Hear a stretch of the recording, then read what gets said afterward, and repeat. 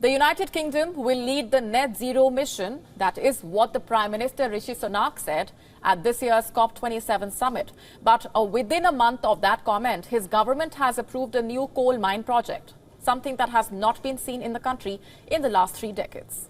After being stalled for about a year, authorities have now given the go-ahead for a new mine in a county in northwest England. It is set to dig up coal for steel production. Why is the UK taking a decision that goes against its own pledges, though?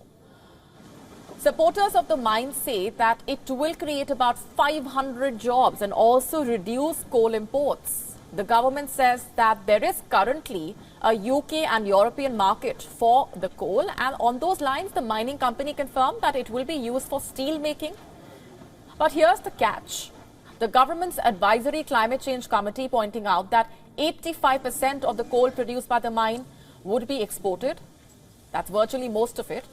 And the only 2 companies that still make steel using coal in the UK are moving to cleaner alternatives.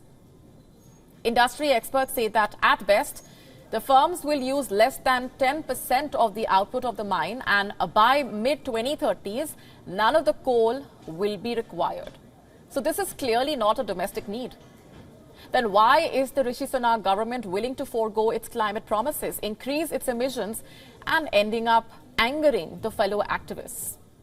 We are not the only ones asking this question, in fact. There are MPs within the party that are raising similar concerns.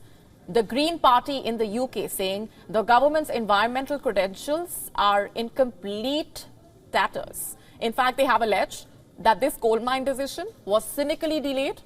The government was waiting for the UK's COP presidency to end. So at a time when climate activists are hoping to shut coal mines and move to cleaner fuel, the UK is doing the exact opposite.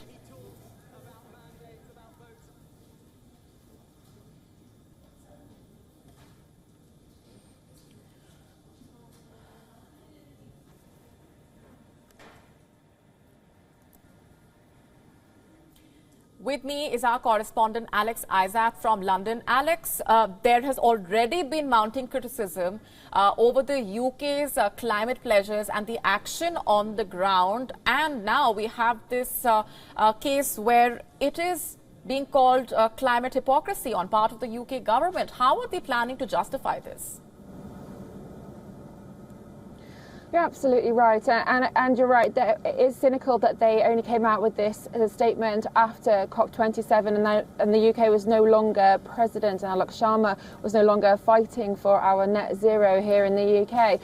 Now, there's going to be a lot of backlash. This whole Cumbrian mine has been going through the works the last couple of years, and there has been a number of debates and hustings with regards to it. Originally, it was approved by the local council because they said it was going to bring 500 jobs and £160 million worth of extra investment into the area, and it was actually pushed through by MPs. But then the environmentalists came and said, well, you know, why do we actually need this? Because it's not going to be helping with our cost of living with fuel crisis. As you rightly said, it's only to go to manufacturing steel. At the moment, 40% of the UK steel comes from Russia, and that was one of the reasons why this was pushed through at this stage, because they believe they want to be completely independent from all of Russia. But only having the ability to dig until 2049 suggests that the government is going to turn around and say, look, we're only going to be doing this for a short period. In the meantime, we can export, we can sell, we can also make sure that we can use our homegrown produce here.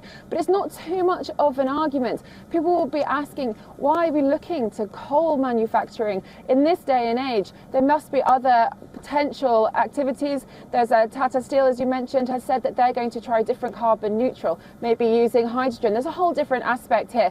But how they're going to push back against not just the environmentalists, but also a lot of local people don't understand why this money, once again, is being used for something that actually benefits so little to the UK population. Alex, we're leaving it there for the moment. Thanks very much for being here on the broadcast. WION now available in your country. Download the app now. Get all the news on the move.